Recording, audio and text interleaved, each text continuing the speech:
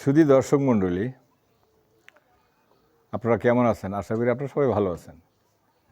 আজকে আমরা একটা বিনোদনমূলক পার্কে আসছি, যেটা কিনা জামালপুর ডিস্ট্রিক্টের মধ্যেই চন্দ্রা একটা বিনোদনমূলক পার্ক। এই পার্কে আমরা আসলে বেশি দেখতে পেলাম মাছ চাষের জন্য পুকুর খনন করা। বেশ কয়েকটা পুকুর আছে, এখানে বেশ বড় বড় মাছের চাষ হচ্ছে।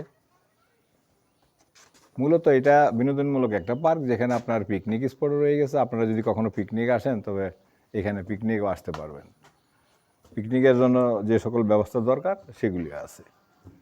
তো আপনারা যদি সন্ধ্যাকালীন সময় বাচ্চা কাচ্চা নিয়ে এই পার্কে আসেন, তাহলে আশা করি বেশ বিনোদনের ব্যবস্থা রয়েছে। তো আপনারা এখানে পিকনিকও করতে পারবেন, আবার ভিতরে খাওয়া দাওয়ার মোটামুটি ব্যবস্থাও আছে।